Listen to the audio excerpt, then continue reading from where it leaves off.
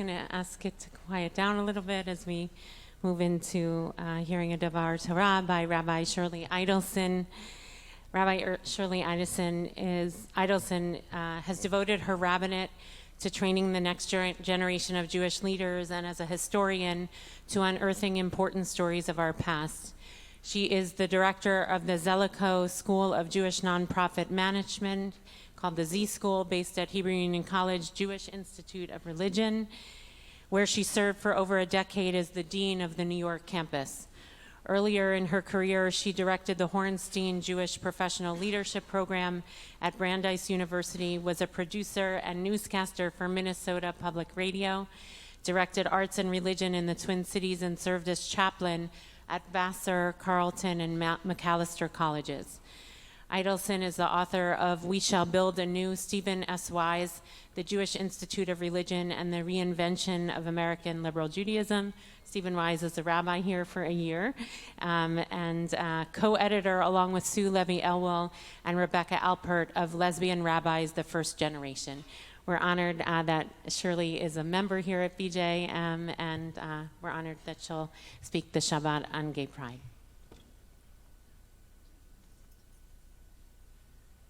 Shabbat Shalom. So in this week's Parsha, Hukkat-Balak, we find ourselves nearing the end of Israel's 40 years wandering in the desert. The old generation is passing, the focus shifts to their children, and we learn the fate of their leaders. The first to pass is Miriam, who died at Kadesh. Vatamot sham Miriam, vatikaver sham, and she died there and was buried there. Strikingly, the Torah reports no mourning for Miriam. So I thought in this moment of her passing, at least we would do well to recall her extraordinary life. Who was Miriam, and what do we know about her? One of the great prophets of the Torah, sister of Moses and Aaron, daughter of Yocheved. As a child, Miriam watched over her baby brother as he floated on the Nile, then boldly spoke to Pharaoh's daughter, who had rescued him, and arranged for Yocheved to nurse him. The rabbis identify Miriam with Puah, one of the Hebrew midwives who defied Pharaoh and helped save Israel's children. After the crossing of the sea following Shirat Hayam, Miriam led the women, taking up her toph, her hand drum, and dancing with the mixed multitude in celebration. Later, with Aaron, she challenged Moses in connection with Zipporah and was stricken with tzara'at. The entire people waited for her healing before continuing their journey.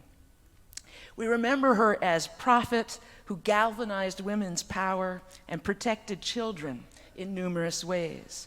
Eliciter of song, drummer, courageous, defiant, and sometimes joyful agent of change. Her leadership provided sustenance for Kol Ha'edah, the whole community. Indeed, we learn following her death, V'lo haya mayim la'edah, the community was without water.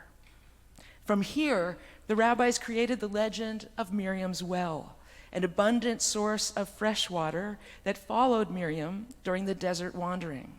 So long as she lived, the well's living waters provided strength and sustenance for the people. Upon her death, however, it dried up. And it seems only with Miriam's death did the people realize the degree to which she had sustained them during her lifetime. I get that. Sometimes, even when we don't take a person for granted in the slightest, still we don't recognize the precise role they played in our life until they're gone. While no expert on this, I learned something about it through my own experience of loss when my own partner of 31 years died on Hoshana Rabbah 5784, October 6th, 2023. On this Pride Shabbat, I thought I'd share just a bit about what brought us together, a lesbian couple in the early 90s. Alexis was a little older than me and came out in the late 70s in California, when and where lesbian feminism was a movement overlapping with broader feminism, as well as numerous other movements on the left in Santa Cruz, where she lived. Whereas I came out of here in New York City in the 80s, when and where lesbian feminism was also a movement, now overlapping with AIDS activism, the battle for gay rights, especially gay marriage, and queer politics. All of these various movements, at their best, multiracial, class-conscious, justice, and peace-oriented, though to be sure, they were not always at their best. I think for each of us, but I'm only going to speak for myself, coming out stemmed less from a sexual awakening than a political one. I'll spare you the details of how a West Bank settler Talmud teacher in Jerusalem galvanized my path toward lesbian feminism. I've often thought I should send him a thank you note. Suffice it to say, a few months after leaving the yeshiva, I realized it was time to make two seemingly small, ultimately ground-shifting changes in my life. One, first, I would do whatever it took to be able to look a lesbian in the eye and hold the gaze without fear. And two, I would cease seeking male approval. It was a solitary quest at first, which took me to feminist and gay bookstores, where once I mustered the courage to cross the threshold, the writings of Adrienne Rich, Bell Hooks, Audre Lorde, and others helped me move from fear to embrace of my own and women's collective strength and power, gentleness and love, sense of justice and compassion. Ever since, lesbian feminism, with a healthy dose of Jewish feminism, has been my ideological, spiritual, and political home, grounding me everywhere from my intimate relationships to my engagement with the broader world. That's how I came out, and at the time, many women took a similar path. I met Alexis 6 years later in 1993 at Vassar College, where I was chaplain and she taught painting and drawing. To give you a sense of the times, by then the pride parades we marched in had huge ACT UP contingents alongside lesbian Avengers, Dykes on Bikes, of course, Queer Nation, a small number, but growing, of synagogues and Jewish organizations, and many others. Alexis and I had a wonderful relationship for which I'm grateful. When her death hit hard, a friend wrote, "It is only because our love goes so deep that the losses can feel like mountain avalanches." The day after she died was October 7th, and we know all that has ensued from there.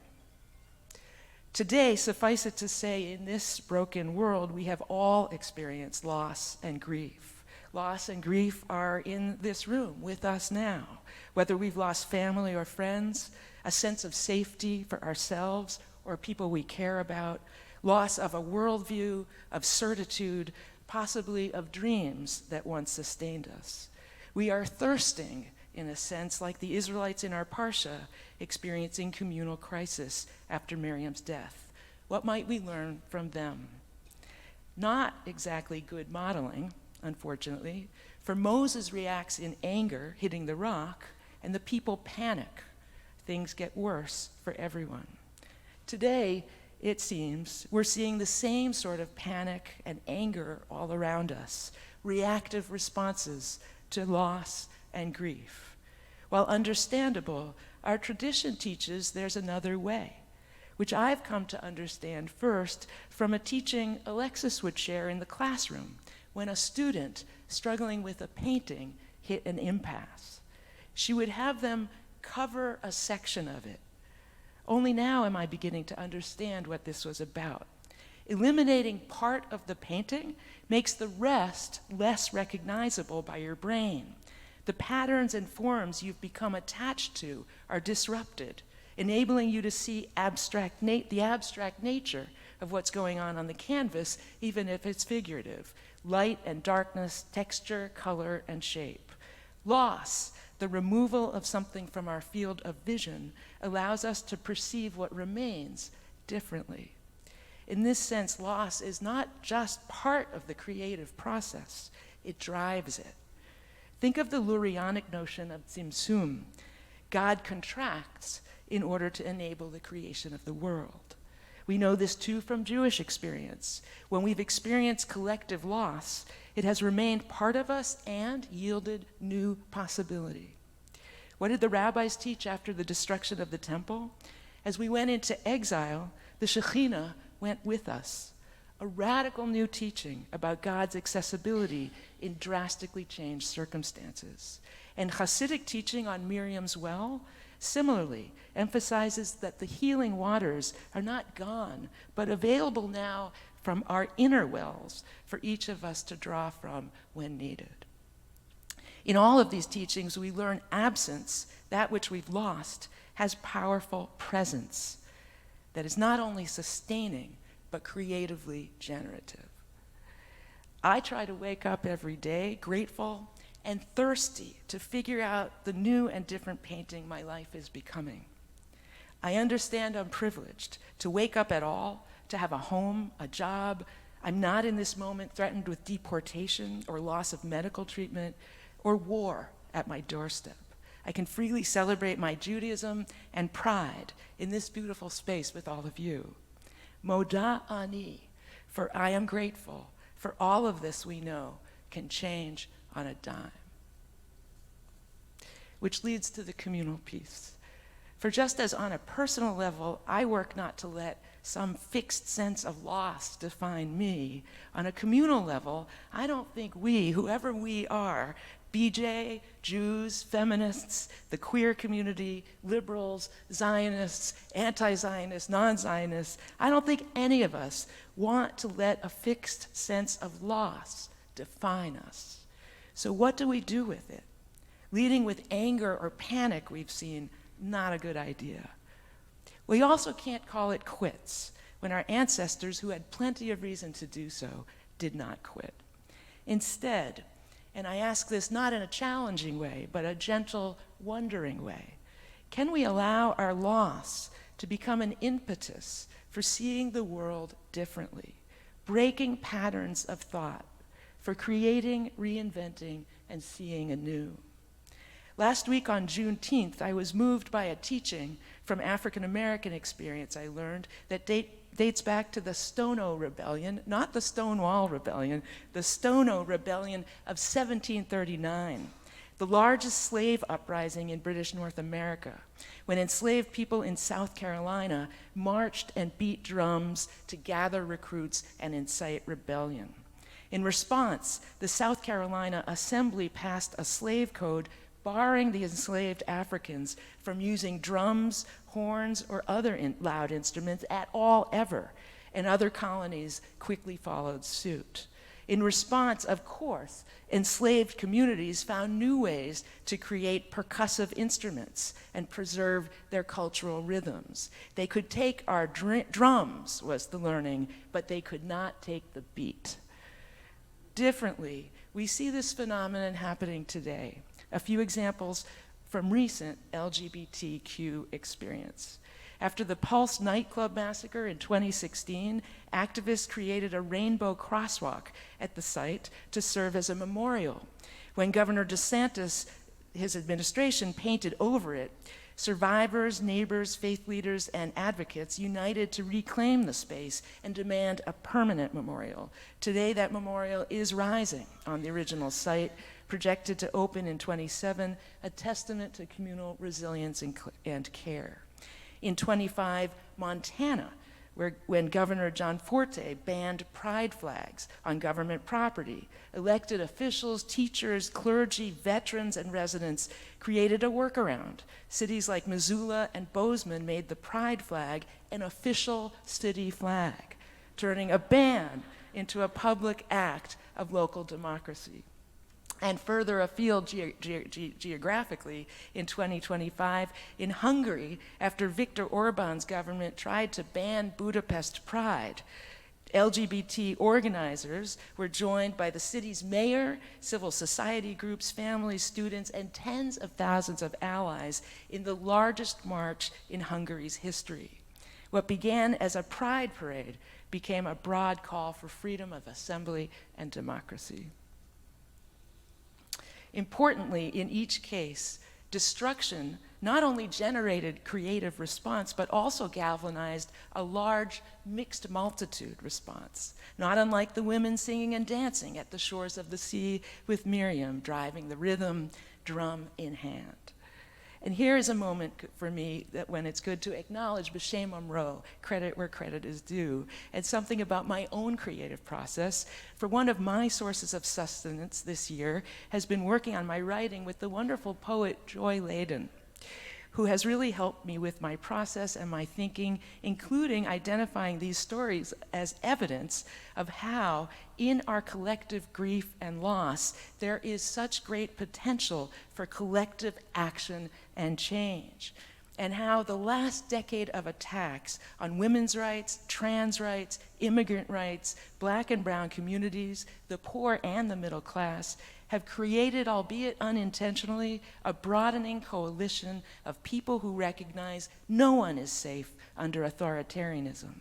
And in this context, the fight for LGBTQ rights is the fight for reproductive rights, is the fight for immigrant rights, is the fight for environmental protection, affordable housing and healthcare, prison reform, and so much more.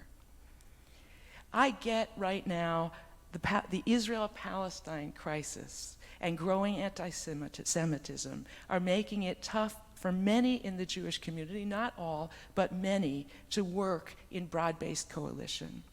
But they did it in Minneapolis, I saw that firsthand, and we can do it too. And I truly believe joining together is the path, breaking the barriers that keep us from marching, even dancing together, celebrating glimpses of liberation on the journey toward true liberation. This weekend, Pride, and the parade especially, offer a unique opportunity. Really, you are all invited. It is always fun. The beat will play, and showing up matters. And here's the thing. Whether you're straight or gay, trans, bisexual, parent of a non-binary kid, no matter who you are, you can go as a spectator, and that would be great. You can march as an ally. Allies are crucial. But better yet, in remembrance of Miriam, and I mean this literally and figuratively too, because clearly it's not just about one day, consider allowing a shift in your perspective that will enable you to march, and I will do this too, seeing myself not as a spectator, not even as an ally, but as part of a new, growing, mixed multitude of we the people, thirsting for liberation. Shabbat Shalom.